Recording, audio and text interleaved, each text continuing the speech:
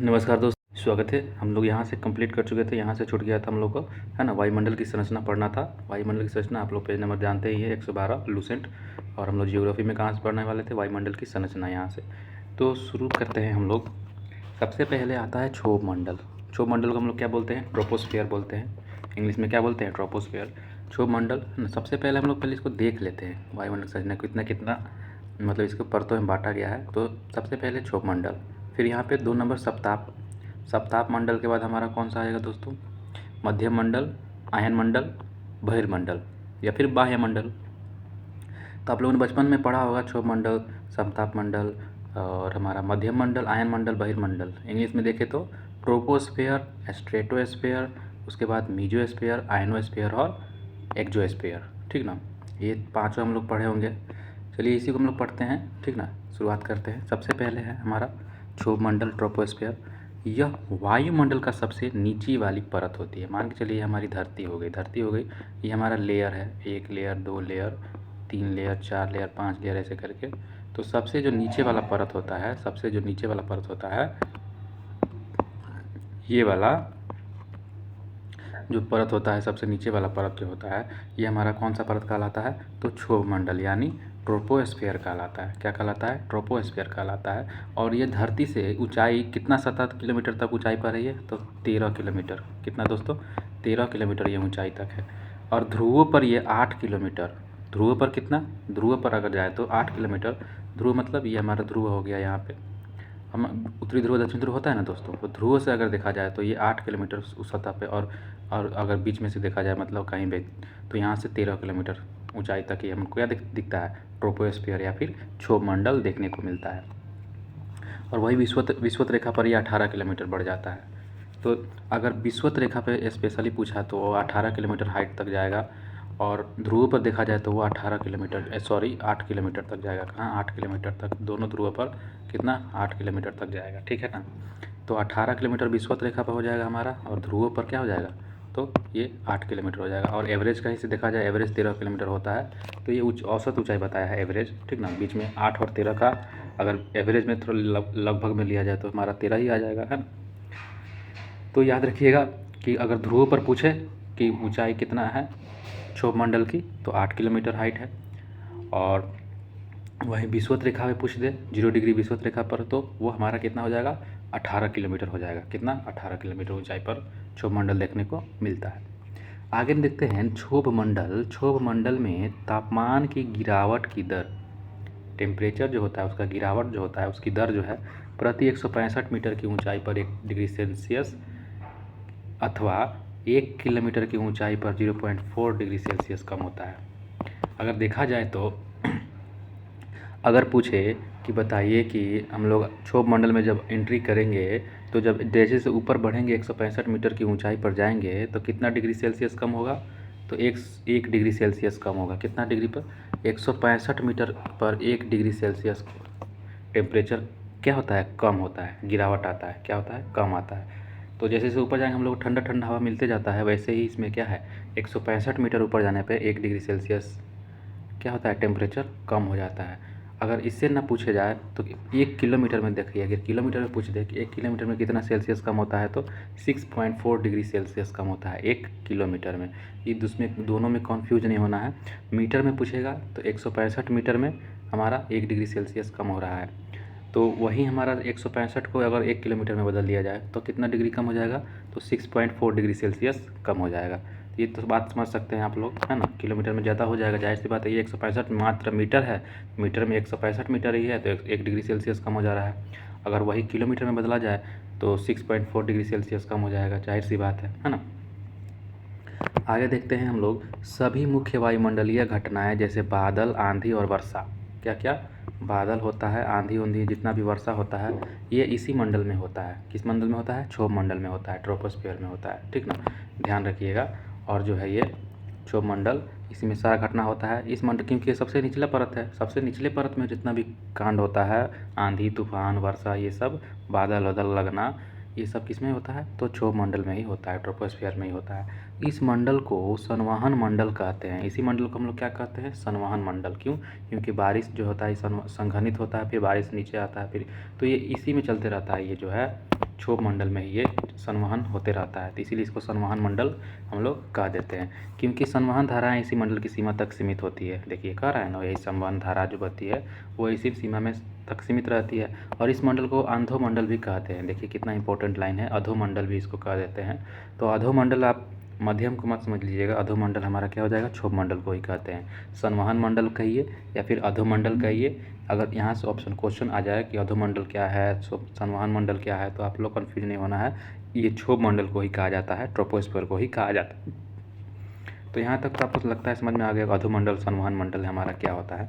आगे देखते हैं, जैविक क्रिया के लिए यह सबसे महत्वपूर्ण संस्तर है। क्या है ये? जैविक क्रिया के लिए सबसे महत्वपूर्ण संस्तर है। स्तर है मतलब, संस्तर मतलब क्या? स्तर है जैविक क्रिया के लिए, ठीक ना। आगे देखते हैं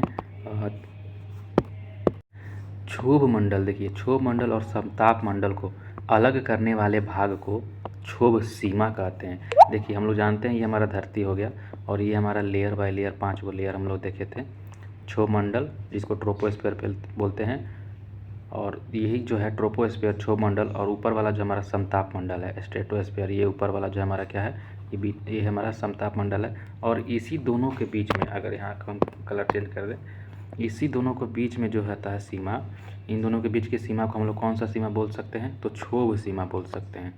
मतलब नीचे ट्रोपोस्फीयर है ना, उसके ऊपर स्ट्रेटोस्फीयर है जिसको समताप मंडल बोलते हैं, और इसके बीच वाला जो हिस्सा होता है, बीच में जो है सीमा, बीच वाला सीमा को क्या बोलते हैं? तो क्षोभ सीमा बोलते हैं। जो ट्रोपोस्फीयर को स्ट्रेटोस्फीयर से अलग करता है, उस सीमा बीच में जो है उसको क्या बोलते हैं? रेखा को क्षोभ सीमा बोलते हैं। क्या बोलते हैं? क्षोभ सीमा बोलते हैं। क्या बोलते हैं? क्षोभ सीमा बोलते हैं।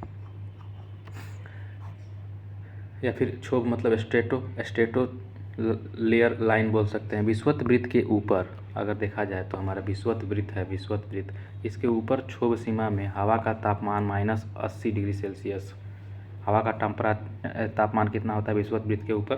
क्षोभ सीमा में देखा जाए तो क्षोभ सीमा जो होता है, क्षोभ सीमा, यही क्षोभ सीमा का बात कर रहा है। क्षोभ सीमा जो कहाँ से कहाँ तक रहेगा? तो जब ट्रोपोस्फीयर ख़त्म हो जाएगा, उसके बाद जब स्ट्रेटोस्फीयर आएगा, उन दोनों के बीच की जो सीमा को बोलते हैं क्षोभ सीमा।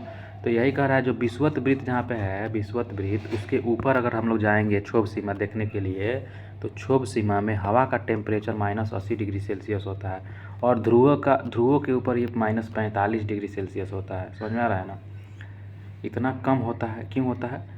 यहाँ पे देखिए, यहाँ हम लोग जानते हैं कि वहाँ पर ट्रोपोस्फीयर ख़त्म हो जाता है। ट्रोपोस्फीयर क्या होता है? ख़त्म हो जाता है 18 किलोमीटर तक लगभग में। उसके ऊपर अब जाएंगे तो हम लोग कहाँ जाएंगे? समताप मंडल में जाएंगे। तो जब समताप मंडल में जाएंगे तो वहाँ पे माइनस में क्या होता है? 80 डिग्री सेल्सियस कम हो जाता है। कहाँ पर? तो विषुवत वृत्त पर।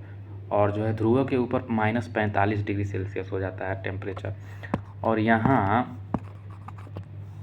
तापमान स्थिर होने के कारण इसे क्षोभ सीमा कहा जाता है। और यहाँ का तापमान क्या रहता है? स्थिर रहता है, इसीलिए इसको क्षोभ सीमा भी हम लोग कह सकते हैं, ठीक ना।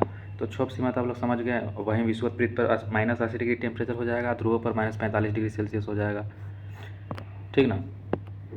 चलिए अब हम लोग यहाँ तक तो अब देखते हैं थोड़ा स्ट्रेटोस्फीयर मतलब समताप मंडल को। ये दूसरा नंबर का लेयर होता है जो हम लोग देखे थे अभी। क्षोभ मंडल के बाद कौन सा मंडल आता है? समताप मंडल आता है, स्ट्रेटोस्फीयर आता है, ठीक ना।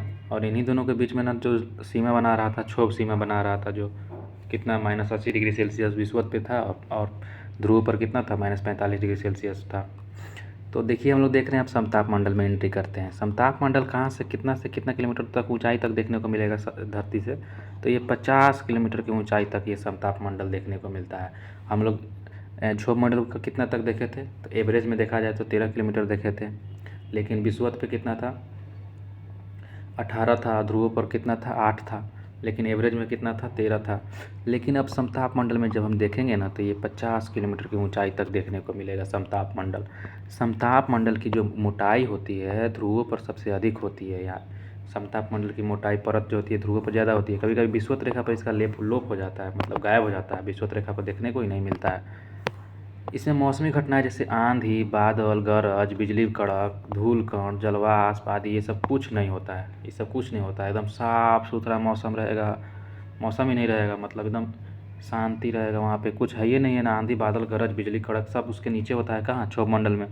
समताप मंडल में तो एकदम क्लीन क्लीन रहता है। और इसी मंडल में वायुयान उड़ाया जाता है, समझ में आ रहा है ना? उड़ाने के लिए अच्छा माना जाता है, इसी मंडल में वायुयान उड़ाया जाएगा तो कोई दिक्कत ही नहीं होगा, एकदम क्लीन रहेगा, साफ़ सुथरा, कोई बादल गरज ये सब नहीं दिखाई देगा। तो अगर बारिश भी हो रहा है तो अगर हम लोग वायुयान में है और मान के चलिए बारिश भी हो रहा है तो हमको कोई दिक्कत होगा? नहीं होगा। क्यों? क्योंकि हम लोग तो क्षोभ मंडल के ऊपर उड़ रहे हैं, समताप मंडल में उड़ रहे हैं, तो हमको कोई दिक्कत ही नहीं है। नीचे बारिश हो रहा है, नीचे से हमको क्या मतलब है? लेकिन जब दिक्कत होता है जब हम लोग एंट्री करते हैं क्षोभ मंडल से, क्षोभ मंडल को फाड़ते हुए जब हम जाते हैं समताप मंडल में, तो जब जाते समय मान के चलिए बारिश हो रहा है या फिर बादल गरज रहा है, उस समय तो दिक्कत होगा ना। तो इसीलिए हम लोग देखते हैं कभी कभी क्या किया जाता है, वायु जब उड़ाया जाता है, वायुयान उड़ाया जाता है, उसके लिए हम लोग जब देखते हैं बादल उदल रहता है तो उसको स्टॉप कर दिया जाता है। बादल साफ़ होने के बाद फिर निकल जाया जाता है। निकलने के बाद अब जब ऊपर चलेगा तो अब कोई टेंशन हम लोग को है नहीं है, समताप मंडल में उड़ना है हमको, है ना। चलिए आगे देखते हैं। कभी कभी इस मंडल में विशेष प्रकार के मेघों का निर्माण होता है, जिसे हम लोग मुलाभ मेघ, मदर ऑफ पियर्ल क्लाउड कहते हैं, मदर ऑफ पियर्ल क्लाउड कहते हैं, मुलाभ मेघ कहते हैं। तो मुलाभ मेघ जो होता है, किस मंडल में विशेष प्रकार का मेघों का निर्माण होता है? तो मुलाभ मेघ का निर्माण होता है वो हमारा समताप मंडल में। देखिए ये एक्सेप्शन में दिया हुआ है, वैसे तो हम लोग जानते हैं कि समताप मंडल में कोई मेघ होता नहीं है। और ये मुलाभ मेघ क्या होता है? ये कोई स्पेशल है मेघ, ठीक ना। मुलाभ मेघ हम देखते हैं। चलिए देखते हैं मुलाभ मेघ जो है कहाँ देखने को मिलता है, तो स्ट्रेटोस्फीयर में यानी समताप मंडल में देखने को मिलता है मुलाभ मेघ। चलिए आगे बढ़ते हैं। समताप मंडल की एक महत्वपूर्ण लक्षण यह है कि इसमें ओजोन गैस की एक परत पाई जाती है। ओजोन गैस किस में पाया जाता है? समताप मंडल में ही पाया जाता है। हम लोग ओजोन गैस कल भी देखे थे, O3 जिसको बोलता है, जो सूर्य से आने वाली पराबैंगनी किरणों को रोकती थी, अवशोषित कर लेती थी ओजोन गैस। इसीलिए इस पृथ्वी का सुरक्षा कवच कहते हैं। इसको क्या कहते हैं? ओजोन को पृथ्वी का सुरक्षा कवच कहते हैं। क्या कहते हैं? सुरक्षा कवच कहते हैं, ठीक ना। आशा करते हैं यह समझ में आ गया होगा आपको। ओजोन परत जो होता है, इसको नष्ट करने वाली गैस जो होती है वो CFC होती है, क्लोरोफ्लोरोकार्बन। ये जो है एयर कंडीशनर जितना भी है, AC हो गया, फ्रिज हो गया, रेफ्रिजरेटर आदि सब में निकलती है क्लोरोफ्लोरोकार्बन, ठीक ना। ओजोन परत में ये सब क्षरण का कार्य करती है। क्षरण मतलब उसको पतला करने का कार्य करती है ओजोन को, ओजोन लेयर जो होता है हम लोग का। तो CFC में उपस्थित सक्रिय क्लोरीन के कारण होता है। सक्रिय जो क्लोरीन होता है CFC में क्या होता है? क्लोरोफ्लोरोकार्बन में क्लोरीन तो होगा ही, तो क्लोरीन के कारण ही ये होता है, ठीक ना। ओजोन परत में जो क्षरण होता है। ओजोन परत की मोटाई नापने में डॉप्सन इकाई का प्रयोग किया जाता है। किस इकाई का प्रयोग किया जाता है? ओजोन परत की मोटाई नापने के लिए डॉप्सन इकाई का प्रयोग किया जाता है। डॉप्सन इकाई का प्रयोग किया जाता है, बहुत इंपॉर्टेंट लाइन है कि ओजोन परत है उसको मोटाई नापेंगे तो कौन से प्रयोग करेंगे? तो डॉप्सन इकाई का प्रयोग करेंगे। आगे देखते हैं। कुछ विद्वान ओजोन मंडल को एक अलग मंडल भी मान लेते हैं, ठीक ना, उसको अलग एक मंडल मान लेते हैं। इसकी ऊंचाई 32 किलोमीटर से 60 किलोमीटर तक के मध्य देखने को मिलता है। हम लोग जानते ही हैं 18 तक तो हमारा क्या था? ट्रोपोस्फीयर था। 18 से ऊपर हम लोग को 50 किलोमीटर तक क्या था? हमारा समताप मंडल था, मतलब स्ट्रेटोस्फीयर था ना। तो यहीं पे अगर हम लोग जाएंगे 32 से लेके 60 के बीच में, 32 से 60 में हमारा क्या मिलेगा? ओजोन मंडल मिलेगा। क्या मिलेगा? ओजोन मंडल। तो ज़्यादा हिस्सा तो हमारा समताप मंडल में ही मिल रहा है ना, तो इसीलिए हम लोग इसको अलग एक ओजोन मंडल भी कह सकते हैं, या फिर ये समताप मंडल के अंदर ही पाया जाता है, ठीक ना। तो अगर रखना चाहते हैं तो ओजोन मंडल को एक अलग मंडल भी कह सकते हैं, जो कि कहाँ से कहाँ तक? 32 से 60 किलोमीटर के बीच में पाया जाता है। ये लाइन को याद रखिए कि ओजोन मंडल कितना से कितना किलोमीटर के बीच में पाया जाता है, तो 32 से 60 किलोमीटर के बीच में पाया जाता है। वहीं 50 किलोमीटर तक हमारा समताप मंडल था, तो 10 किलोमीटर ऊपर तक भी देखने को मिलेगा ये हमारा। इस मंडल में ऊंचाई के साथ तापमान बढ़ता जाता है। देखिए अगर इस मंडल में अगर जाइएगा ना आप, इस मंडल में, तो ऊंचाई जैसे जैसे जाइएगा उसमें टेम्परेचर आपका बढ़ते जाएगा। क्या होता जाएगा? टेम्परेचर बढ़ते जाएगा। बाकी हम लोग देखे थे 18 किलोमीटर में जब जा रहे थे वो क्षोभ मंडल में, तो टेम्परेचर माइनस में चला जा रहा था। लेकिन समताप मंडल में जाएगा तो टेम्परेचर क्या होता जाएगा? बढ़ते जाएगा जैसे जैसे ऊपर जाइएगा। प्रति 1 किलोमीटर की ऊंचाई पर आपका 5 डिग्री सेल्सियस क्या हो जाएगा? वृद्धि होते जाएगा। जैसे जैसे 1 किलोमीटर ऊपर जाइएगा आपका 5 डिग्री सेल्सियस की वृद्धि होते जाएगा। इसीलिए देखते हैं कि हम लोग जितना भी रॉकेट छोड़ा जाता है नासा या फिर इसरो के द्वारा जो भी है, तो उसके द्वारा जो है इतना कठोर बनाया जाता है, मतलब कि हार्ड सतह बनाया जाता है रॉकेट का कि वो झेल सके। तो सबसे पहले उसको ठंडा झेलना रहता है, माइनस में जितना भी है उसके बाद वो गर्मी झेलेगा। जैसे जैसे ऊपर जाएगा 1 किलोमीटर उसको 5-5 डिग्री सेल्सियस का टेम्परेचर बढ़ते इंक्रीज होते जाएगा। समझ में आ रहा है ना? समझिए कितना ज़्यादा उसको झेलना पड़ता है। यही जो है कोई कोई जो है नई लेयर झेल पाता है रॉकेट और ब्लास्ट कर जाता है उड़ते शुरुआत में ही। क्या आगे देखते हैं हम लोग। तो ये सब हम लोग तो समझ गए। थोड़ा ऊपर आगे आते हैं हम लोग अपने टॉपिक पे। उसके बाद हम लोग को क्या पढ़ना रहता है? मध्यम मंडल पढ़ना रहता है, मीजोस्फीयर। ये बीच का मंडल होता है। मतलब 5 गो लेयर हम लोग देखे थे ना, मान के चलिए धरती हो गया 1 2 3 4 5, तो ये बीच वाला जो होता है यही मीजोस्फीयर होता है। नीचे का 2 तो हम लोग पढ़ लिए, बीच वाला जो है मीजोस्फीयर बोलते हैं। मध्यम मंडल नाम ही है इसका, मध्यम मंडल मतलब बीच वाला, है ना। देखिए मध्यम मंडल जो है समताप मंडल के ठीक ऊपर होता है और ये 80 किलोमीटर तक रहता है। कितना तक? 80 किलोमीटर तक। 50 तक हम लोग देखे थे। क्या 50 तक हमारा स्ट्रेटोस्फीयर देखे थे। और ट्रोपोस्फीयर हमारा कहाँ तक देखे थे? 18 किलोमीटर तक ही देखे थे। और अब हम लोग 80 किलोमीटर तक जो देखेंगे वो हमारा क्या रहेगा? तो मध्यम मंडल रहेगा। क्या रहेगा? मध्यम मंडल रहेगा। चलिए यहाँ तक तो समझ में आया आपको। इस स्तर में भी ऊंचाई के साथ साथ तापमान में कमी होने लगती है। देखिए अगर ठंडा, पहले हमको ठंडा मिला, ठंडा के साथ साथ फिर स्ट्रेटोस्फीयर में क्या मिला? गर्मी मिला, पूरा दबा के गर्मी मिला। जैसे जैसे 1 डिग्री सेल्सियस मतलब कि क्या हो रहा था कि अगर हम लोग 1 किलोमीटर ऊपर जा रहे थे तो हमारा 5 डिग्री सेल्सियस क्या टेम्परेचर बढ़ रहा था, किस में? समताप मंडल में। अब आता है मध्यम मंडल, तो मध्यम मंडल में फिर वापस क्या होने लगता है? ठंडा होने लगता है टेम्परेचर। तो देखिए कि 80 किलोमीटर की ऊंचाई तक पहुंचने के बाद यह -100 डिग्री सेल्सियस हो जाता है, फिर ठंडा उसको मिलता है, -100 डिग्री सेल्सियस हो जाता है। अंतरिक्ष से प्रवेश करने वाले उल्का पिंड इसी परत में आने पर जल जाते हैं। किस परत में आता है तो जलने लगता है? ये बहुत इंपॉर्टेंट लाइन है कि बताइएगा जो अंतरिक्ष से जो प्रवेश करता है उल्का पिंड, ये उल्का पिंड जो है किस परत में आने पर ये जलने लग जाता है? तो ये हमारा मध्यम मंडल में आने के बाद ये क्या हो जाता है? जलने लग जाता है। किस मंडल में? मध्यम मंडल में। बीच वाला मंडल में आने के बाद वो जलना शुरू हो जाता है। आप लोग देखते होंगे रात में जो भी उल्का पिंड गिरता है कैसा रोशनी करता है। हम लोग बोलते हैं कि तारा टूट के गिर रहा है, वो तारा नहीं रहता, ये क्या रहता है? वही सब उल्का पिंड ही टूट के गिरता रहता है। और वही जो है जब एंट्री करता है मध्यम मंडल में तो वो जलने लग जाता है, और ये जलने के बाद वही हमको दिखाई देता है जैसे कि टूटता हुआ तारा के रूप में।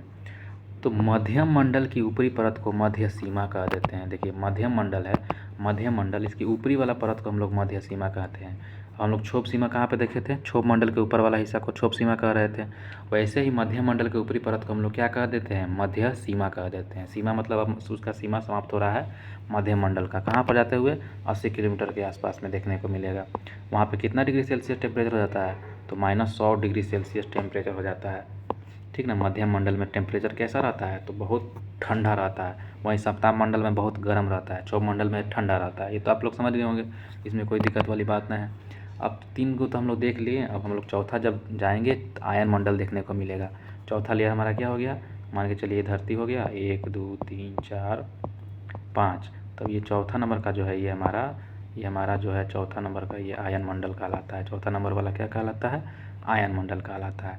अब बताइए कहाँ से कहाँ तक रहेगा? तो 80 किलोमीटर तक तो हम लोग देख ही लिए थे पीछे कि हमारा जो था मध्यम मंडल था। अब 80 से अगर आगे जाएंगे तो 400 किलोमीटर ऊपर तक हमारा देखने को मिलता है आयन मंडल, आयनोस्फीयर। क्या देखने को मिलता है? 80 से 400 किलोमीटर की ऊंचाई तक ही हमारा आयन मंडल देखने को मिलता है। ठीक ना। इस विद्युत आवेशित कण पाए जाते हैं। इसमें क्या पाया जाएगा? आयन है। आयन मतलब हम लोग जानते हैं, आयन मतलब होता है धन आयन ऋण आयन, आप लोगों ने पढ़ा होगा। इसीलिए इसमें क्या आयन इसका नाम ही रखा गया है। इसमें क्या पाया जाता है? तो आवेशित कण पाया जाता है। आवेशित मतलब धन आयन ऋण आयन, जैसा इसमें नेगेटिव और पॉजिटिव जैसे कण पाया जाता है विद्युत का, तो ये विद्युत आवेशित कण पाया जाता है किस में? आयन मंडल में। आपको ये समझ में आ गया होगा किस में पाया जाता है? तो आयन मंडल में ही विद्युत आवेशित कण पाया जाता है, जिन्हें आयन कहते हैं, तथा इसीलिए इसे आयन मंडल भी नाम जाना जाता है। देखिए वही बात कह रहा है। आगे देखिए, यह भाग कम वायु दाब तथा पराबैंगनी किरणों द्वारा आयनीकृत होता रहता है।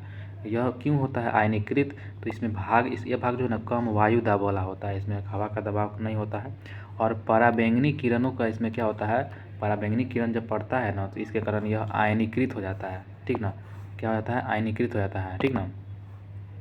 किस लिए? पराबैंगनी किरणों के कारण। तो ये इंपॉर्टेंट लाइन है कि किसके द्वारा ये आयनीकृत होता है? तो जो सूर्य का प्रकाश पड़ता है आयन मंडल में, तो ये कम वायु दाब के कारण और पराबैंगनी किरण जो पड़ता है उस पर, इसके कारण वो आयनीकृत हो जाता है। आयन मंडल में ऊंचाई बढ़ने के साथ साथ तापमान में वृद्धि शुरू हो जाती है। आयन मंडल में जैसे जैसे ऊंचाई बढ़ेगा ना, ऊंचाई वैसे वैसे इसमें भी टेम्परेचर क्या होता है, बढ़ते जाता है। देखिए अब हम लोग फिर से फंस गए। सबसे शुरुआत में क्षोभ मंडल में पढ़े थे टेम्परेचर कम हो रहा था, समताप मंडल में देखे थे टेम्परेचर बहुत ज़्यादा बढ़ रहा था, मतलब 1 किलोमीटर में 5 डिग्री सेल्सियस बढ़ रहा था। फिर समताप मंडल के बाद हम लोग मध्यम मंडल में एंट्री किए तो देखे कि उसमें -100 डिग्री सेल्सियस चला जा रहा था 80 किलोमीटर के आसपास में, तो ठंडा हो जा रहा था।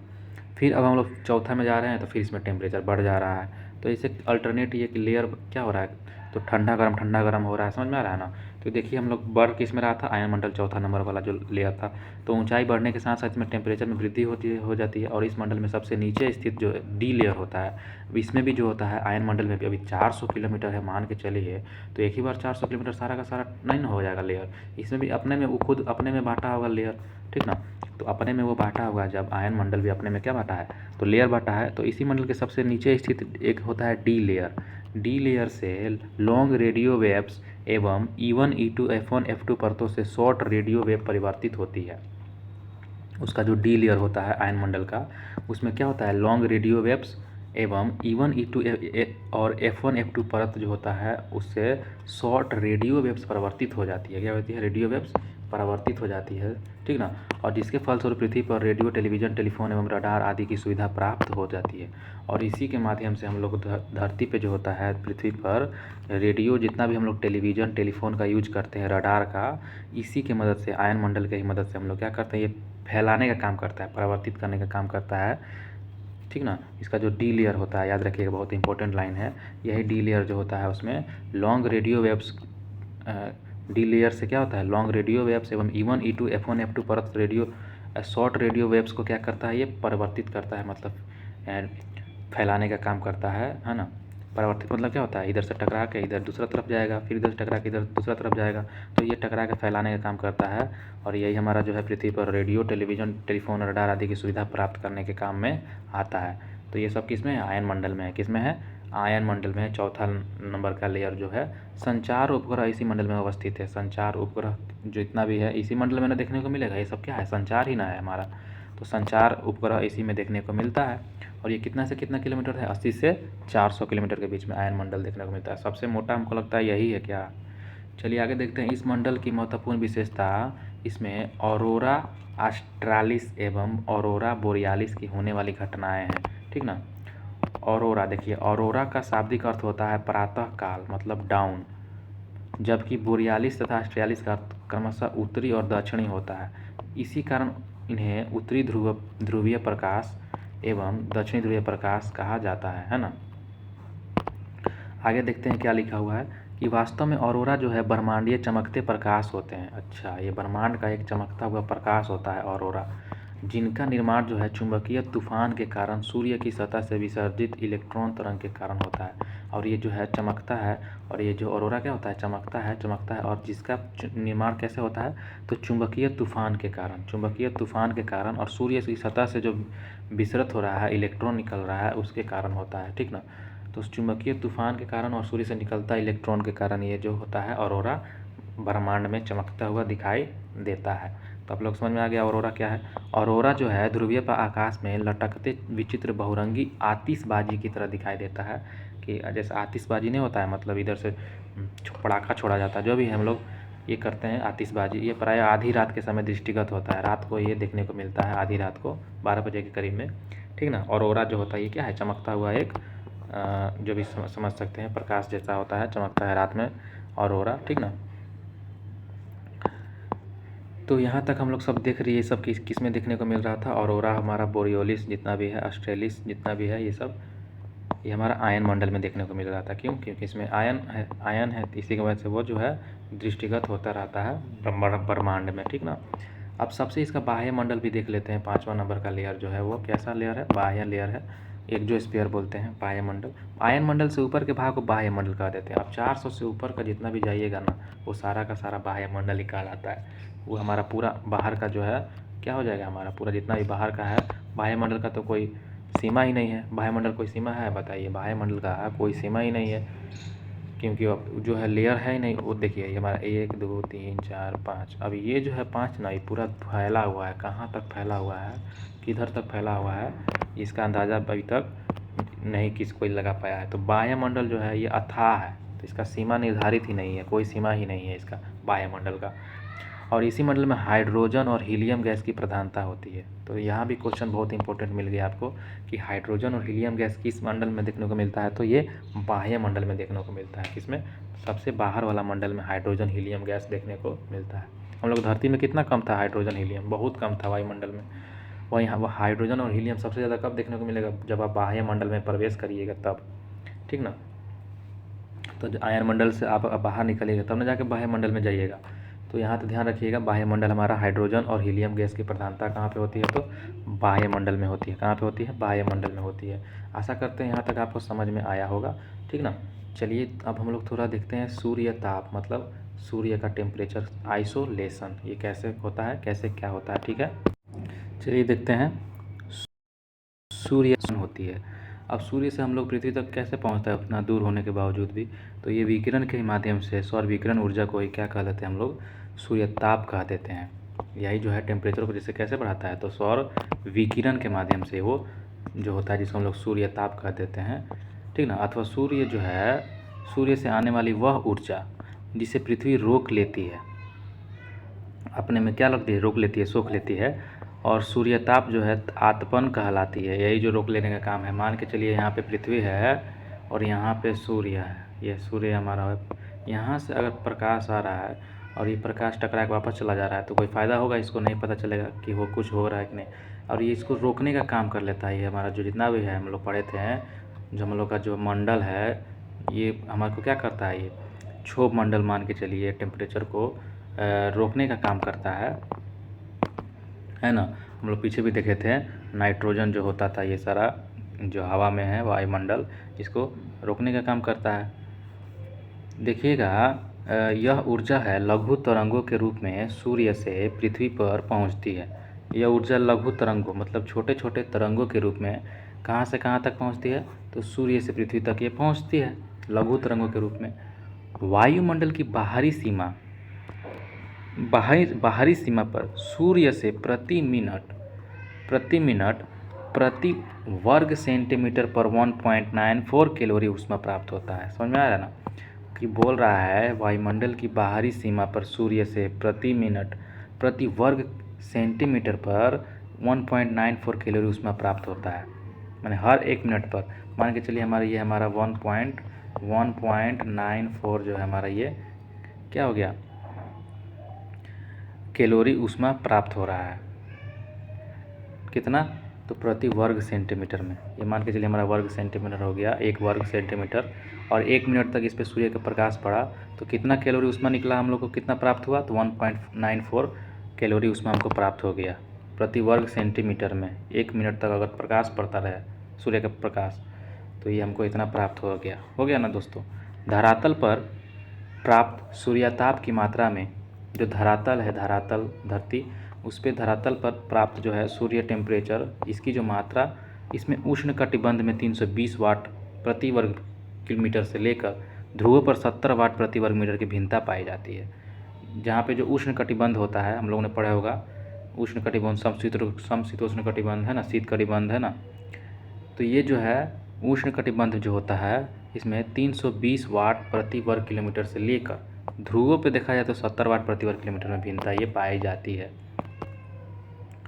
तो ध्यान रखिएगा, ऐसे तो उष्ण कटिबंध पर ये 320 वाट प्रति वर्ग किलोमीटर मिलता है और ध्रुव पर कितना, 70 प्रति वर्ग मीटर की भिन्नता ये अलग अलग पाया जाता है। सबसे अधिक सूर्यताप जो है उपोष्ण कटिबंधीय मरुस्थलों पर प्राप्त होता है। उपोष्ण जो सबसे अधिक टेम्परेचर जो है कहाँ पे प्राप्त होता है दोस्तों, मरुस्थल जो होते हैं, मरुस्थल, तो वो सूखने का ज़्यादातर काम करते हैं। तो उपोष्ण कटिबंधीय जो होते हैं जितना भी इलाका, वहाँ के जो मरुस्थल होते हैं वो टेम्परेचर को सूखने का काम करते हैं। सबसे ज़्यादा टेम्परेचर वहीं पे आपको मिलता है, क्योंकि यहाँ जो है ना मेघाच्छादन बहुत कम पाया जाता है। मेघाच्छादन मतलब मेघ बादल कम पाया जाता है, ठीक ना।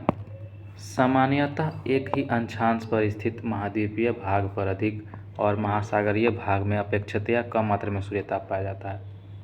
एक ही अक्षांश पे अगर है, मान अक्षांश ही हमारा सबका सब क्या, हमारा अक्षांश रेखा जो गया रहता है पूरब से पश्चिम गया रहता है, ये सारा अक्षांश रेखा है। वही कह रहा है कि एक ही अक्षांश पर स्थित महाद्वीप, मान के चलिए एगो यहाँ पे है, एगो यहाँ पे महाद्वीप है, तो एक ही अक्षांश पर स्थित महाद्वीप भाग पर अधिक और महासागरीय भाग में वही कम देखने को मिलेगा। यहाँ पे महाद्वीप है तो यहाँ पे ज़्यादा देखने को मिलेगा, यहाँ पे महासागर है तो ये महासागर पे कम देखने को मिलेगा।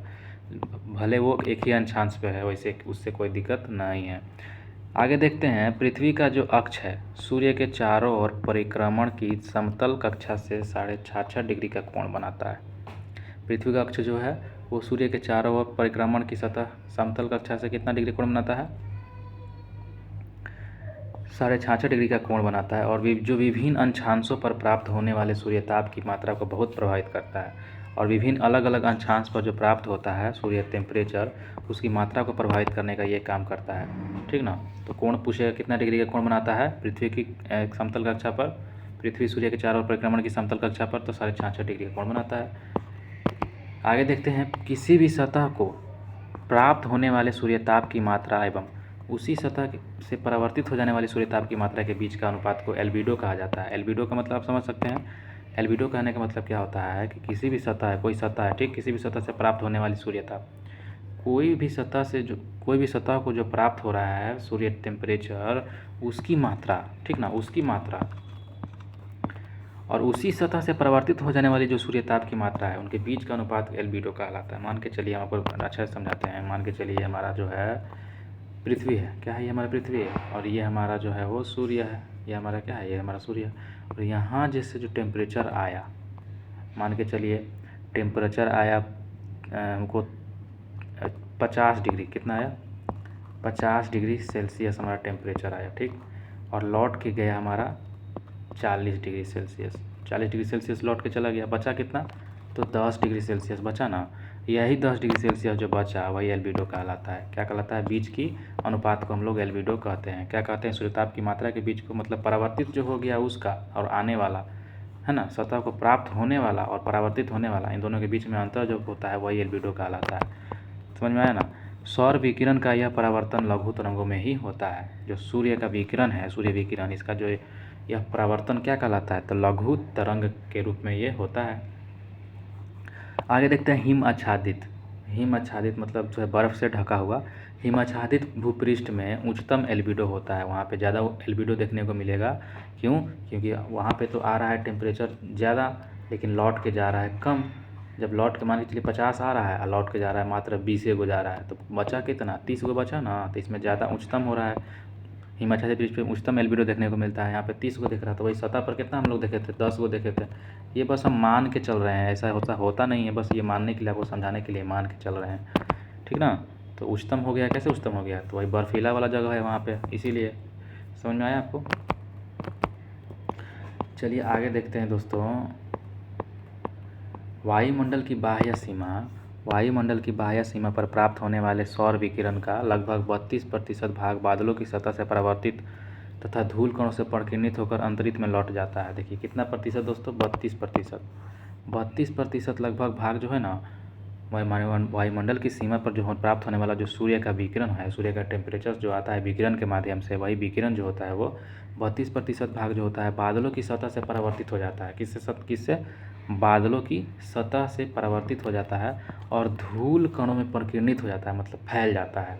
32% अंतरिक्ष में ये लौट जाता है, या फिर परिकिरणित होकर वो फिर वापस अंतरिक्ष में लौट जाता है। तो 32% तो ऐसे ही ख़त्म हो गया। कैसे ख़त्म हो गया? तो परावर्तित हो गया, बादलों की सतह से परावर्तित हो गया और धूल कणों से फैल के अंतरिक्ष में लौट गया। सूर्य टेम्परेचर का जो लगभग 2% भाग है वो धरातल से परावर्तित होकर अंतरिक्ष में वापस चला जाता है, और 2% और भाग, और 2% इसमें जोड़ लीजिए, वो धरातल से परिवर्तित होता है, धरती से परिवर्तित होकर वो फिर वापस अंतरिक्ष में वापस चला जाता है। तो टोटल 34% हुआ। तो इसी प्रकार सौर विकिरण का जो 34% भाग है वो धरातल को गर्म करने में काम नहीं आता। तो 34% भाग जो है गर्म करने में धरातल को काम आएगा नहीं आएगा, क्योंकि 2% तो धरातल से ही लौट रहा है और बाकी 32% बादल से टकरा के, धूल कण से टकरा के वापस चला जा रहा है अंतरिक्ष में। तो टोटल 34% भाग लौटा ना जी। तो 34% भाग तो लौट गया वापस, तो ये अब क्या हो गया, उतना भाग धरातल को गर्म नहीं करेगा, है ना। आगे देखते हैं पूर्ण मेघा आच्छादन के समय, मतलब जब बादल पूरा घिरा हुआ रहेगा आसमान में, उस समय सूर्य के प्रकाश में कमी हो जाएगा। सूर्य के प्रकाश में कमी का मूल कारण यही है, परावर्तन होता है, न कि अवशोषण। तो फिर से हम लोग समझते हैं, देखिए क्या कह रहा है। पूर्ण मेघाच्छादन के समय सूर्य के प्रकाश में कमी का मूल कारण, सूर्य के प्रकाश में कमी, इसका जो मूल कारण है परावर्तन होता है। क्या होता है? परावर्तन होता है, न कि अवशोषण। तो ये परावर्तन के ही कारण जो पूर्ण मेघाच्छादन होता है ना, पूरा बादल जब घिरा रहता है उस समय क्या होता है कि सूर्य के प्रकाश में कमी देखने को मिलता है। सूर्य के प्रकाश में कमी क्यों होता है? इसका मूल कारण यही है कि वो परावर्तन हो जाता है, उसको टकरा के क्या होता है, वापस परावर्तन होता है, ना कि उसका अवशोषण होता है। क्या होता है? परावर्तन होता है। इसीलिए सूर्य के प्रकाश में कमी देखने को मिलता है जब पूर्ण मेघाच्छादन होता है, तब बादल जब घिरा रहता है तब। पृथ्वी जो है सौर या विकिरण द्वारा प्रसारित ऊर्जा को 51% भाग, देखिए अब यहाँ बहुत इंपॉर्टेंट लाइन है। 34% हम लोग देख ही लिए तो वापस चला जा रहा था, 2% धरातल से, और बाकी जो है 32% धूल कण से और बादल से टकरा के वापस चला जा रहा था। अब देखते हैं पृथ्वी जो है सौर विकिरण द्वारा प्रसारित ऊर्जा का 51% भाग और वायुमंडलीय सौरिक ऊर्जा का केवल 14% ही ग्रहण कर पाता है। अब देखिए, ग्रहण मतलब सोखना, ग्रहण कितना कर पाता है? तो पृथ्वी जो है सौर या विकिरण द्वारा प्रसारित जितना भी ऊर्जा आ रहा है, ऊर्जा का 51% भाग और वायुमंडल सौर ऊर्जा का केवल 14% भाग क्या हो जाता है? ग्रहण कर पाता है। 14% ही क्या कर पाता है? तो ग्रहण कर पाता है। ध्यान में रखिएगा।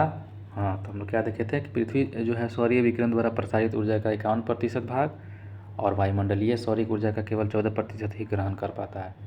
समझ में आया? तो वायुमंडल में जो सौर ऊर्जा रहेगा उसका 14% ग्रहण करेगा और पृथ्वी जो है सौर विकिरण द्वारा प्रसारित ऊर्जा का 51% भाग को ग्रहण कर पाता है। ठीक है। वायुमंडल गर्म तथा ठंडा निम्न विधियों से होता है। देखिए हम लोग देखते हैं, चालन है, संवहन है, मतलब हम लोग का वायुमंडल कैसे गर्म होता है, ये सब विधियाँ चालन, संवहन, विकिरण, अभिवहन, है ना, और भी है क्या, अब नहीं है। तो ये 4 तरह से हमारा जो है गर्म होता है, हमारा धरती, पृथ्वी, हमारा वायुमंडल। चलिए देखते हैं इसको एक एक करके। तो देखिए दोस्तों, चालन जिसको बोलते हैं कंडक्शन, क्या बोलते हैं? कंडक्शन बोलते हैं जब असमान ताप वाली दो वस्तुएं एक दूसरे के संपर्क में आती है, असमान टेम्परेचर वाला, ठीक ना, असमान टेम्परेचर वाली दो वस्तुएं एक दूसरे के संपर्क में आती है तो अधिक तापमान वाली वस्तु से कम तापमान वाली वस्तुओं की ओर ऊष्मा प्रवाहित होने लगती है। जाहिर सी बात है, इधर ठंडा रहेगा इधर गर्म रहेगा तो गर्म की ओर से ठंडा वापस जाने लगेगा, ठीक ना। और यही वही बात कह रहा है कि ऊष्मा का यह प्रवाह तब तक चलता रहता है जब तक दोनों वस्तुओं का तापमान एक जैसा ना हो जाए। अब दोनों वस्तुओं का जो टेम्परेचर बराबर जब तक नहीं होगा तब तक ऊपर गर्म से ठंडी की तरफ क्या होता जाएगा, तो ऊष्मा जाते जाएगा, दोनों जब बराबर हो जाएगा तो शांत हो जाएगा दोनों। वायु ऊष्मा की कुचालक है। क्या है? वायु जो है ऊष्मा का कुचालक होता है। कुचालक मतलब जो जो ऊष्मा को लेके ना जाए, उसको प्रवेश करने ना दे, तो वायु ऊष्मा का कुचालक होता है। क्या होता है? कुचालक, सुचालक नहीं, कुचालक होता है वायु। अतः चालन प्रक्रिया वायुमंडल को गर्म करने के लिए सबसे कम महत्वपूर्ण है। चालन मतलब यही हमारा जो हम अभी देखें कंडक्शन, ये सबसे क्या है, कम महत्वपूर्ण होता है। क्यों? क्योंकि इसमें हवा होता है, ठीक ना। हवा बहुत कम है, उस ऊष्मा का कुचालक होता है, इसीलिए तो अतः क्या कह रहा है कि चालन प्रक्रिया वायुमंडल को गर्म करने के लिए सबसे कम महत्वपूर्ण है। वायुमंडल की निचली परतों को गर्म करने में चालन महत्वपूर्ण होता है। वायुमंडल की वही निचली परत अगर देखा जाए तो उसको गर्म करने के लिए चालन ही महत्वपूर्ण होता है। जिनमें से ये जो है चालन सबसे कम है। क्यों? वायुमंडल में गर्म करने के लिए सबसे कम होता है, लेकिन निचली परत में यही होता है महत्वपूर्ण, लेकिन क्या होता है, बहुत कम होता है। इसीलिए हम लोग का जो है टेम्परेचर बहुत कम, हम लोग को जो है निचली परत जो है वायुमंडल का सबसे कम देखने को, ठंडा देखने को मिलता है। क्षोभमंडल कैसा होता है? ठंडा होता है ना जी। इसीलिए क्या होता है, तो वायु उसमें होता है, वायु ऊष्मा का कुचालक होता है। ऊष्मा का क्या होता है? वायु ऊष्मा का कुचालक होता है। देखिए कितना इंपॉर्टेंट लाइन लिखा हुआ है। आगे देखते हैं संवहन, देखो कॉन्वेक्शन बोलते हैं जिसको। तो पृथ्वी के संपर्क में आई वायु गर्म होकर धाराओं के रूप में लंबवत उठती है। लंबवत मतलब ऊपर उठने लगती है जब गर्म होती है, तो हवा गर्म होगा तो ऊपर उठेगा, तो लंबवत सीधे ना उठेगा, लंबवत उठती है और वायुमंडल में ताप का संचरण करती है। वायुमंडल में टेम्परेचर को क्या करती है? बढ़ाती है। वायुमंडल के लंबवत तापन की यह प्रक्रिया संवहन कहलाती है। यही क्या कहलाती है? संवहन कहलाती है। मान के चलिए यहाँ पे जो है गर्म हो रहा है, ये हवा ऊपर उठेगा, ऐसे करके ऊपर उठेगा ना दोस्तों, और ऊपर उठेगा तो यहाँ पे जो बादल रहेगा उसको गर्म करेगा।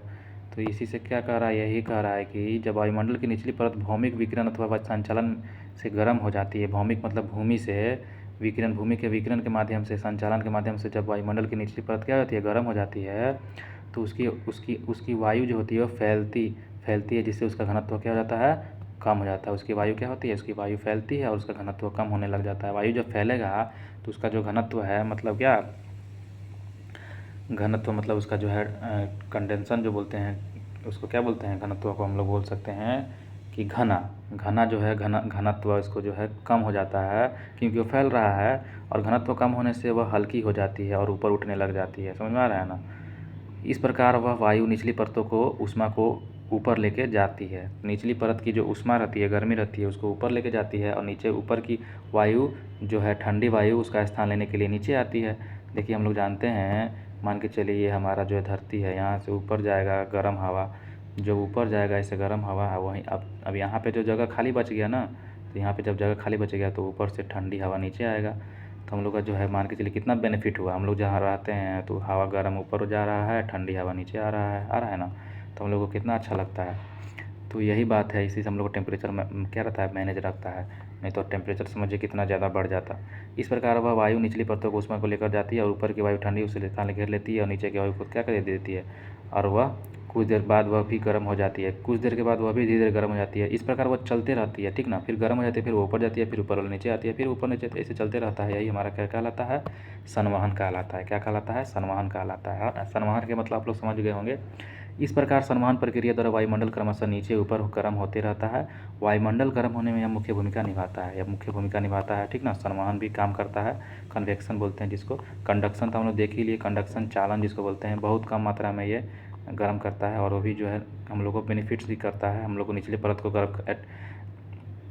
वायुमंडल की निचली परत को गर्म करने में चालन महत्वपूर्ण होता है। यही जो है चालन क्या करता है, वायुमंडल की निचली परत को गर्म करने में चालन महत्वपूर्ण होता है। देखिए फिर से देखते हैं, वायु ऊष्मा के कुचालक है, अतः चालन प्रक्रिया वायुमंडल को गर्म करने के लिए सबसे कम महत्वपूर्ण होता है। फिर भी वायुमंडल की निचली परत को गर्म करने में चालन महत्वपूर्ण होता है, लेकिन वो ज़्यादा नहीं कर पाता है, कम महत्वपूर्ण होता है, ठीक ना।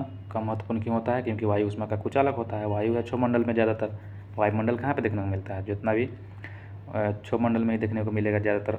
ऋतु जो होता है ना, बादल, वर्षा, आंधी तूफान, ये सब क्षोभ मंडल में देखने को मिलता है। चलिए आगे हम लोग देखते हैं,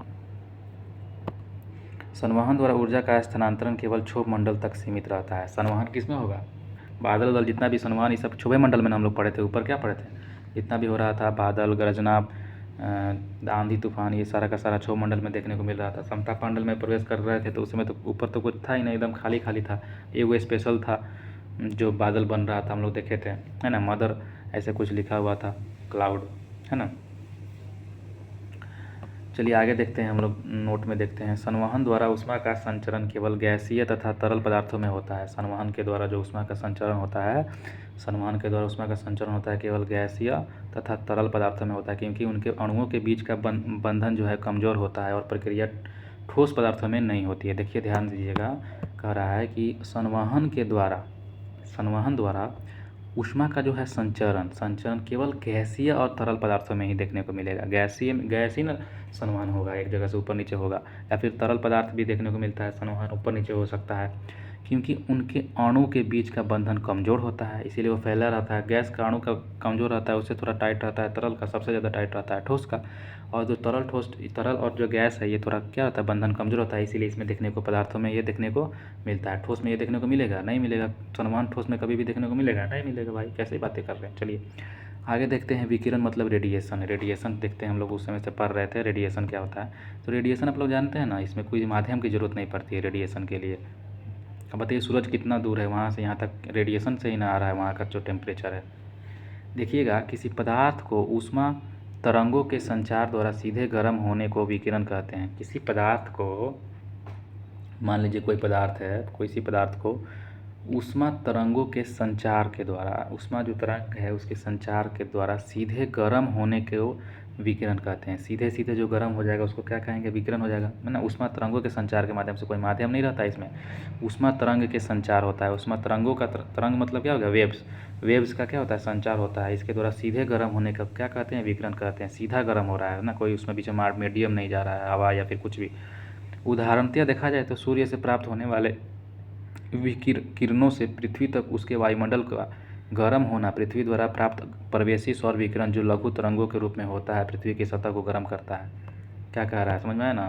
देखिए कह रहा है कि सूर्य से प्राप्त होने वाले किरणों से पृथ्वी तथा उसके वायुमंडल को गर्म होना पृथ्वी द्वारा प्राप्त प्रवेशी सौर विकिरण जो लघु तरंगों के रूप में होता है। कैसे होता है, लघु तरंग, छोटे छोटे तरंगों के रूप में होता है, और वही पृथ्वी की सतह को गर्म करता है। पृथ्वी स्वयं गर्म होने के बाद एक विकिरण पिंड बन जाती है।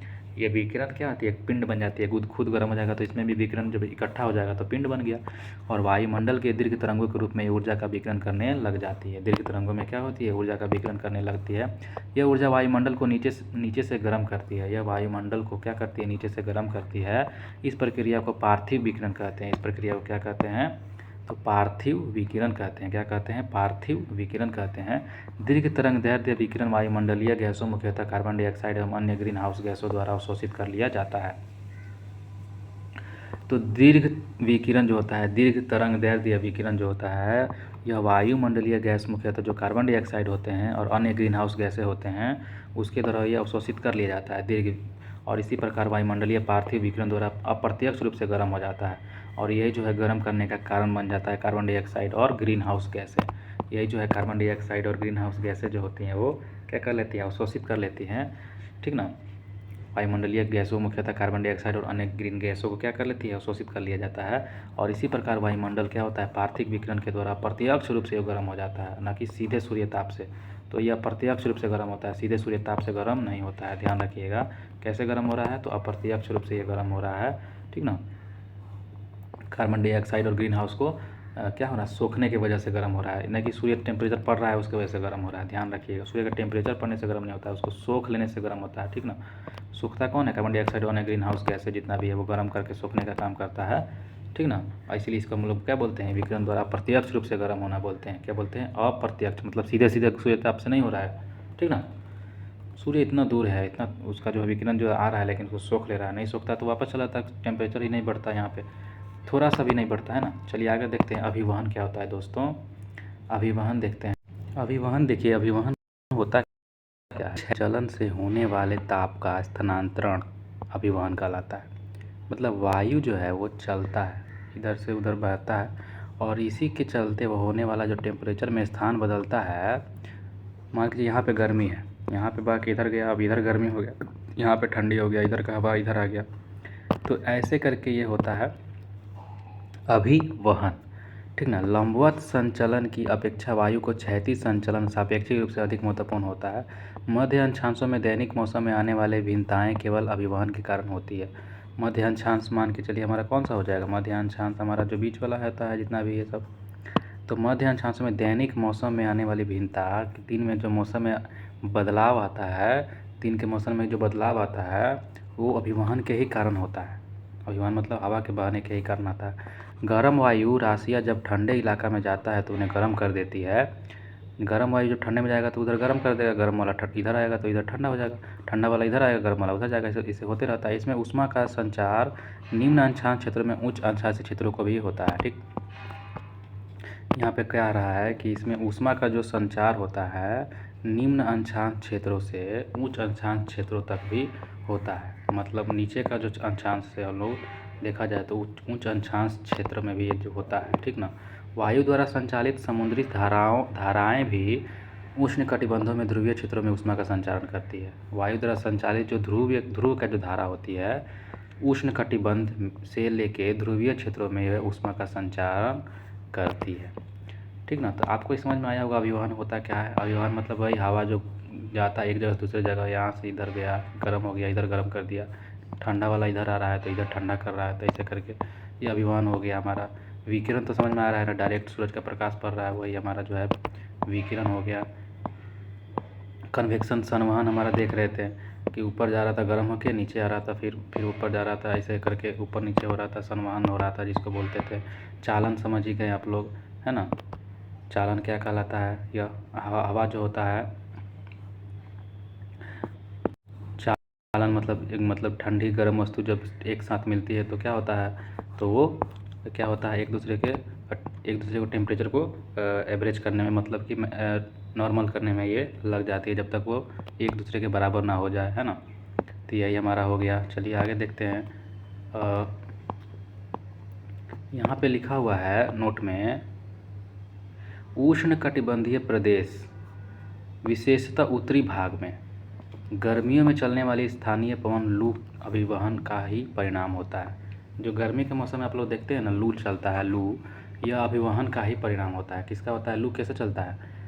संवहन नहीं, संवहन तो ऊपर नीचे होगा। अभिवहन जो ऐसे ऐसे बहता है, लू चलता है गर्मी के मौसम में, ये अभिवहन से ही होता है। लू आप लोग ने देखा होगा गर्मी के मौसम में।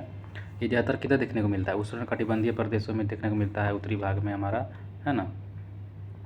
ये जो क्षेत्र है उष्णकटिबंधीय क्षेत्र, यहाँ पे देखने को मिलता है उत्तरी भाग में। चलिए आगे देखते हैं। हम लोग देखते हैं पृथ्वी की ऊष्मा बजट क्या है। देखिए ऊष्मा बजट, ये कौन सा बजट है दोस्तों? मान लें वायुमंडल की ऊपरी सतह पर प्राप्त सूर्य का टेम्परेचर 100 इकाई है। मतलब वायुमंडल की ऊपरी सतह, वायुमंडल की सबसे ऊपरी सतह पर प्राप्त सूर्य टेम्परेचर कितना है? 100 इकाई है। मान लीजिए इन 100 इकाई में 35 इकाइयाँ पृथ्वी की धरातल पर पहुंचने से पहले अंतरिक्ष में परिवर्तित हो जाती है। हम लोग देखे थे लगभग में 35 तो नहीं था, 34 था। सौर विकिरण की प्रवर्तित मात्रा को पृथ्वी का एल्बिडो कहते हैं। एल्बिडो भी हम लोग समझ लिए थे। प्रथम 35 इकाइयों का छोड़कर बाकी 65 इकाइयाँ जो है वो अवशोषित हो जाती है, जिसमें से 14 वायुमंडल में और 51 को पृथ्वी की धरातल द्वारा। देखिए हम लोग पढ़े थे ना, 34 को तो क्या हो रहा था, 34 को तो वापस चल ही जा रहा था, बचा हमारा लगभग 65-66 को इकाई। यहाँ पे 35 लिखा है, 35 को छोड़ दीजिए, अब चला गया विकिरण वापस, अब बचा 65 या फिर 66 को। अब ये क्या करता है, उसमें से 14 को जो होता है वो वायुमंडल में क्या कर लेता है, और 51 को जो होता है वो पृथ्वी की धरातल द्वारा वो अवशोषित कर लिया जाता है। 14 वायुमंडल के द्वारा अवशोषित कर लेता है, वायुमंडल 14% सोख लेता है, 51% लगभग में धरातल सोखता है। कितना? 51%। तो समझ लीजिए 50% मतलब 51% धरातल सोख लेता है, 14% तो हवा ही वायुमंडल सोख लेता है।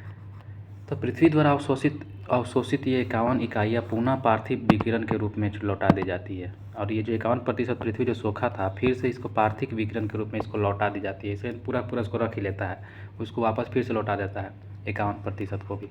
इनमें से 70 इकाइयाँ तो सीधे अंतरिक्ष में चली जाती है 51 में से।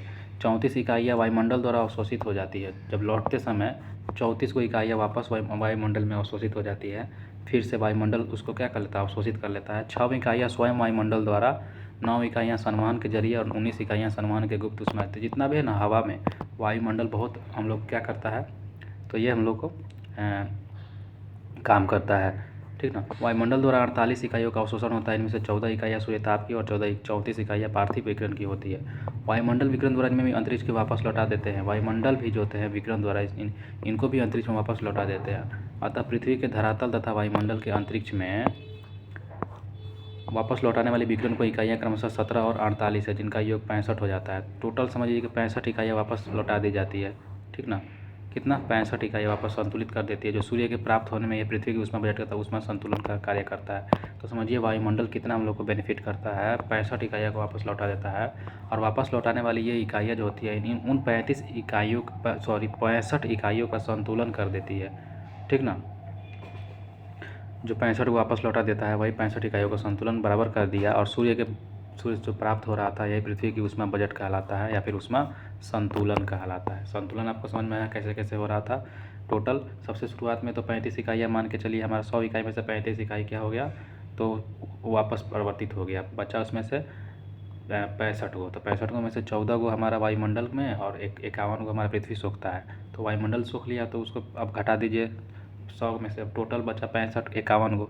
51 को में से अब देखा जाए तो इसमें से 17 इकाइयाँ सीधे अंतरिक्ष में चली जाती है, 34 इकाइयाँ वायुमंडल द्वारा सोख लिया जाता है।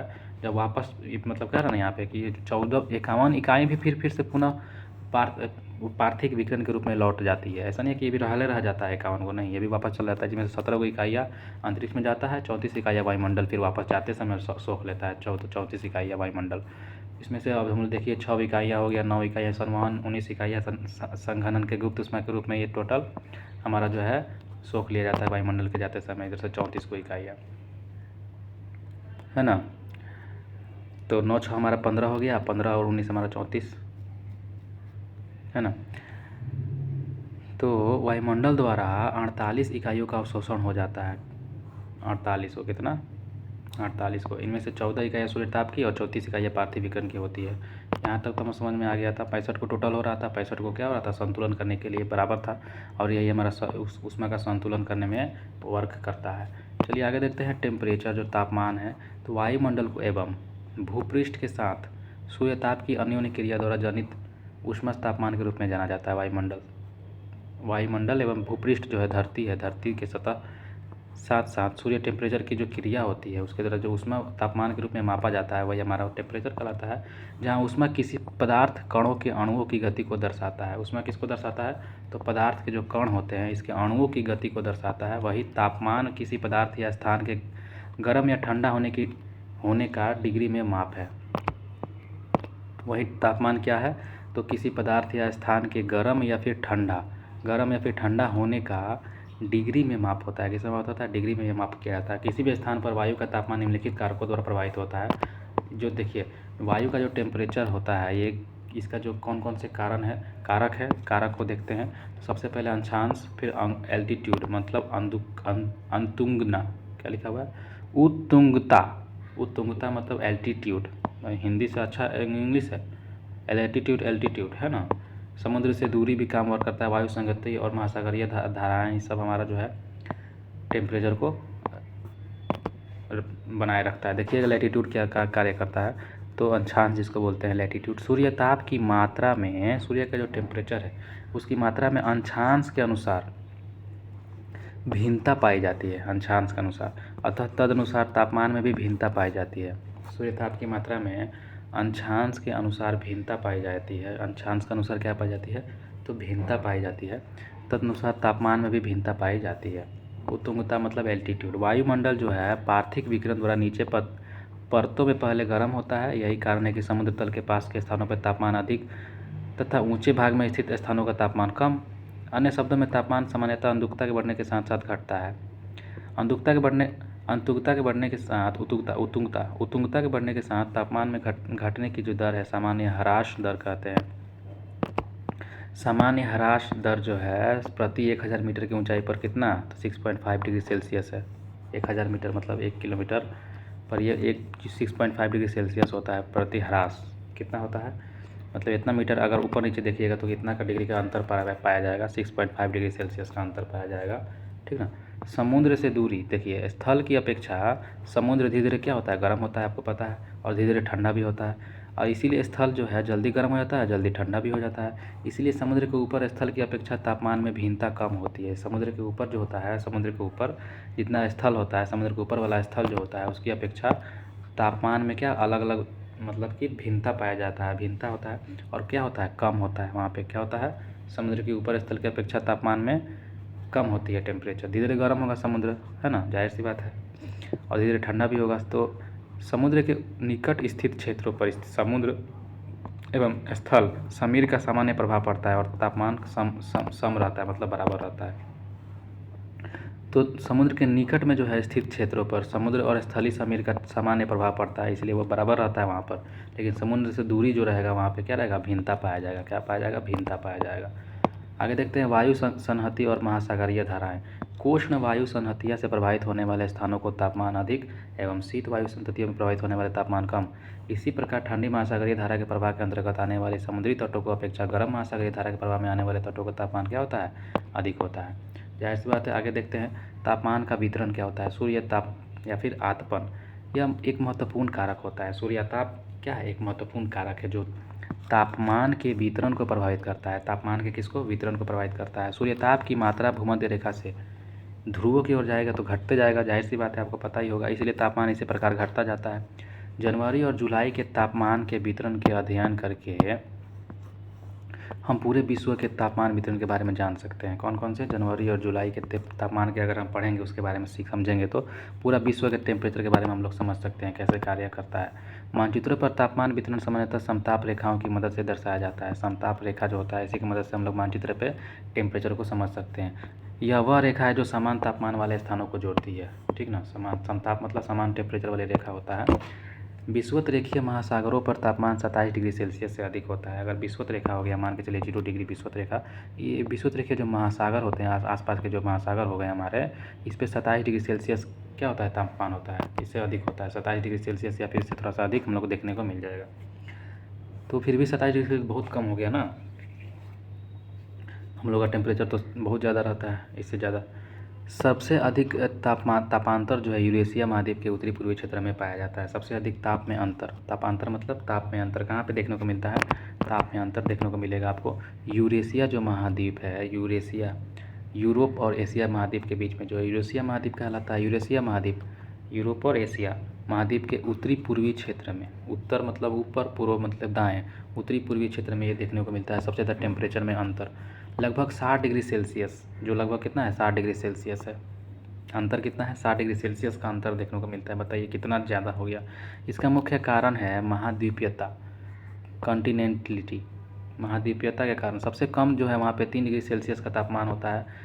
तापांतर 20 डिग्री दक्षिणी एवं 15 डिग्री उत्तरी अक्षांशों के बीच में ये पाया जाता है। देखिए वहाँ पे कहाँ से कहाँ तक 3 डिग्री सेल्सियस का तापमान अंतर पाया जाएगा, तो 20 डिग्री दक्षिणी और 15 डिग्री उत्तरी अक्षांश, इन दोनों के बीच में आकर 3 डिग्री सेल्सियस का तापमान देखने को मिलता है, ठीक ना। तो अगर देखते हैं हम लोग समताप रेखा क्या होता है? रेखा, समताप रेखा हम लोग पढ़े थे जहाँ पे समान टेम्परेचर का जो रेखा रहता है समताप रेखा कहते हैं, लेकिन इसको समझते हैं। यह कल्पित रेखा है, काल्पनिक रेखा होता है जो समान तापमान वाले स्थान को मिलाती है। यहाँ टेम्परेचर, यहाँ पर टेम्परेचर समान है, इसको मिला देगा ऐसे करके, तो ये समान टेम्परेचर वाली जो है रेखा को स्थानों को मिलाती है समताप रेखा। समताप रेखाओं तथा तापमान के वितरण के निम्न लक्षण होते हैं। समताप रेखा हो गया, तापमान होता है, इन दोनों के वितरण में क्या होता है, तो इनके लक्षण के बारे में देखते हैं। तो समताप रेखाएं पूर्व से पश्चिम दिशा में अक्षांशों के लगभग समानांतर खींची जाती है। समताप रेखाएं कैसे खींची जाती है? तो पूरब से पश्चिम, इधर से इधर खींचा जाएगा, पूरब से पश्चिम की दिशा में, ठीक ना। मान के पृथ्वी हो गया, पूरब से पश्चिम की वजह से खींचा जाएगा, ठीक ना। अंशांश के लगभग समानांतर, मान लीजिए सब सारा अंशांश है, तो इसी के बराबर वो भी क्या खींचा जाता है? समानांतर खींचा जाता है, समानांतर रेखा, समताप रेखाएं। तो समताप रेखाएं किसके बराबर होता है? अंशांश के, कि देशांतर के? अंशांश के बराबर होता है, ठीक ना, याद रखिएगा। इसका कारण यह है कि एक ही अंशांश पर स्थित सभी स्थानों पर एक ही मात्रा में सूर्यताप प्राप्त हो जाता है। इसका कारण यही है कि जो है, मान के चलिए हम लोग ऐसे हम लोग देखते हैं बीच में 0 डिग्री है, तो सूरज क्या होता है? सूरज ऐसे ऐसे चक्कर लगाता है, तो मतलब विषुवत रेखा पे आता है, विषुवत से कर्क से मकर ऐसे ऐसे ऐसे ऐसे ऐसे इतने दूर में रहता है, तो टेम्परेचर ज़्यादातर यहीं के आसपास में सीधाई में देखने को मिलेगा, ऐसे तो मिलेगा नहीं। तो इसीलिए हम लोग क्या देखने को मिलता है कि अंशांश में देखने को मिलता है जो टेम्परेचर, सूर्यताप है ना। तो हम लोग समताप रेखा जो किधर देखने को मिल रहा है, तो हम लोग को देखने को मिल रहा है अंशांश के समानांतर, ठीक है, अंशांश के समानांतर। जल और देखिए, जल और स्थान पर तापमान भिन्न होते हैं। जल और स्थान पर तापमान भिन्न होते हैं, अतः तटों पर समताप रेखाएं अकस्मात मुड़ जाती है। अतः जो है तट है, तटों पर समताप रेखाएं क्या हो जाती है? वहाँ पे अपने आप मुड़ जाती है। दक्षिणी गोलार्ध में, निचले गोलार्ध जो हो गया, दक्षिणी गोलार्ध उत्तरी गोलार्ध आप लोग जानते हैं। दक्षिणी गोलार्ध में जल भाग अधिक है, दक्षिणी गोलार्ध में, और वहाँ पर तापमान संबंधी विषमताएं कम पाई जाती है। क्यों कम पाई जाती है? कि जल भाग वहाँ पे अधिक है। उत्तरी गोलार्ध में ज़मीन ज़्यादा है, पानी का मतलब कि समुद्र कम है, महासागर कम है।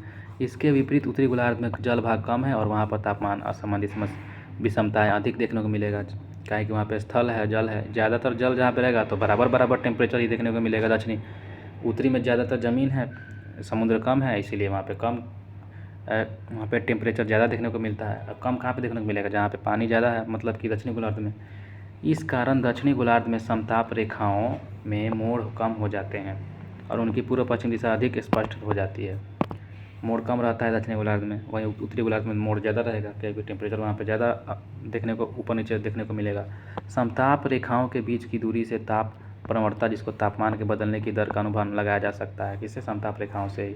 यदि समताप रेखाएं एक दूसरे के निकट होती है, समताप रेखाएं जो होती है किधर रहती है? एक दूसरे के निकट अगर रहती है तो ताप में प्रवणता अधिक होगी। इसके विपरीत अगर समताप रेखाएं एक दूसरे से दूर होगी तो ताप में प्रवणता कम होगी। हम लोग क्या देख रहे थे? हाँ, उष्णकटिबंधीय प्रदेशों में तापमान अधिक होता है, अतः अधिक मूल्य वाली समताप रेखाएं उष्णकटिबंध में होती है। उष्णकटिबंध में ज़्यादातर समताप रेखा देखने को मिलेगा। ध्रुवीय प्रदेशों में तापमान बहुत ही कम होता है। देखिए उष्णकटिबंध हम लोग देख सकते हैं। देखिए ध्रुवीय प्रदेशों में तापमान बहुत ही कम होता है। ध्रुवीय प्रदेशों में तापमान क्या होता है? बहुत ही कम होता है, अतः वहाँ पर कम मूल्य की समताप रेखाएं होती है। ध्रुवीय प्रदेश में ठंडा इलाका रहता है, वहाँ पर टेम्परेचर एक बराबर रहता है, तो वहाँ पर समताप रेखाएं क्या होती है? कम मूल्य की दिखाई देगी। कहाँ पर ज़्यादा दिखाई देगी? तो उष्णकटिबंधीय क्षेत्र में दिखाई देगी ज़्यादातर समताप रेखाएं। संसार के अधिकांश क्षेत्रों के लिए, देखिए संसार के अधिकांश क्षेत्रों के लिए जनवरी जुलाई इन दोनों महीनों में न्यूनतम अथवा अधिकतम तापमान पाया जाता है। यहीं से हम लोग ऊपर भी देखे थे कि जनवरी जुलाई में क्या हो सकता है, हम लोग पता लगा सकते हैं पूरी दुनिया का टेम्परेचर को देख के। यही कारण है कि तापमान विश्लेषण के लिए बहुधा इन्हीं 2 महीनों को चुना जाता है। हम लोग फिर से देख लिए इसी बात को, जनवरी और जुलाई को नापा जाता है, जनवरी जुलाई को देखा जाता है। जनवरी जुलाई को याद रखिए, जनवरी जुलाई। तापांतर, क्योंकि जनवरी में देखते हैं ना, जनवरी या फिर जून में बदलाव हो जाता है, जुलाई में तो जून जुलाई में गर्मी आ जाता है, जून जुलाई में क्या आता है? गर्मी आता है। जनवरी में क्या रहता है? ठंडा रहता है। तो यही जो है दोनों में जनवरी और जुलाई को ही मान के चल के हम सबको क्या पढ़ सकते हैं, समझ सकते हैं जनवरी जुलाई को। तापांतर देखिए, रेंज ऑफ टेम्परेचर, अधिकतम तथा न्यूनतम ताप में के अंतर को तापांतर कहते हैं। ये 2 प्रकार के होते हैं, दैनिक तापांतर, वार्षिक तापांतर। दैनिक मतलब डेली जो टेम्परेचर में अंतर पड़ेगा उसको दैनिक तापांतर बोलेंगे। वार्षिक तापांतर मतलब साल में जो अंतर पड़ता है उसको हम लोग वार्षिक तापांतर बोलते हैं। देखिए, किसी स्थान पर किसी एक दिन के अधिकतम तथा न्यूनतम तापमान के अंतर को वहाँ के दैनिक तापांतर कह देते हैं। जैसा कि हमें अभी हम पता है, ताप में आए इस अंतर को ताप परिसर भी कहते हैं। ताप का परिसर भी कह सकते हैं कि ताप में अंतर पड़ रहा है, ताप में अंतर पड़ने का परिसर क्या कह सकते हैं? इसको परिसर कह सकते हैं। वार्षिक तापांतर जैसा कि बताए थे, जिस प्रकार दिन रात के ताप में अंतर होता है उसी प्रकार ग्रीष्म तथा शीत ऋतु के तापमान में भी अंतर होता है। ग्रीष्म ऋतु में गर्मी, शीत ऋतु में ठंडी देखने को मिलता है ना, तो उसमें जो अंतर पड़ा टेम्परेचर में वो हमारा वार्षिक टेम्परेचर में जाएगा, वार्षिक तापांतर में जाएगा। अतः किसी स्थान के सबसे गर्म तथा सबसे ठंडे महीने के मध्यमान तापमान के अंतर का वार्षिक तापांतर कहते हैं। तो किसी भी स्थान है वहाँ का सबसे गर्म और सबसे ठंडा, उसमें अंतर जितना भी रहेगा उसको हम लोग वार्षिक तापमान में अंतर कहेंगे, ठीक ना। देखिए, विश्व का सबसे अधिक वार्षिक ताप में अंतर कहाँ? 65.5 डिग्री सेल्सियस कहाँ पे देखने को मिलता है? साइबेरिया में स्थित बर्खोयांस्क नामक स्थान पर। साइबेरिया में स्थित बर्खोयांस्क नामक स्थान पर 65.5 डिग्री सेल्सियस टेम्परेचर में देखने को मिलेगा वार्षिक तापांतर। कितना? वार्षिक तापांतर में कह रहा है 65.5 डिग्री सेल्सियस देखने को मिलता है। कहाँ पर? साइबेरिया क्षेत्र जो है रूस के आसपास में बर्खोयांस्क नामक स्थान पर देखने को मिलता है। बर्खोयांस्क नामक स्थान पर देखने को मिलेगा, ठीक ना। किसी भी स्थान विशेष के औसत तापक्रम, किसी भी स्थान विशेष के औसत तापक्रम तथा उसके अंशांश के औसत तापक्रम के अंतर को तापीय विसंगति कहते हैं। क्या कहते हैं? तापीय विसंगति कहते हैं। मतलब किसी भी स्थान इसके विशेष के औसत टेम्परेचर को, किसी भी स्थान के अगर विशेष औसत एवरेज टेम्परेचर है टेम्परेचर तथा उसके अंशांश के एवरेज टेम्परेचर के अंतर को हम लोग क्या बोल सकते हैं? तापीय विसंगति। ताप में क्या हो गया? संगति मतलब एक जैसा, विसंगति मतलब बदलाव। तो ताप में बदलाव हो गया तो उसको बोलते हैं तापीय विसंगति, ठीक ना, किसी भी स्थान का, ठीक ना। दोस्तों, तो यहाँ तक हम लोग समझ गए तापीय विसंगति के तक क्या होता है। उसके आगे बहुत इंपॉर्टेंट है, ये सब पढ़ने को मिलेगा, ठीक ना। तो कि आप बने रहिएगा, नेक्स्ट वीडियो में हम लोग कंप्लीट करेंगे। अभी हम लोग को पढ़ना है क्या? तो बायोलॉजी, ठीक ना। बायोलॉजी को हम लोग कंप्लीट करेंगे, तो इसके लिए लंबा वीडियो हो जाएगा, तो इसको छोटा सा वीडियो बना के हम लोग इसको कंप्लीट कर लेते हैं, ठीक ना।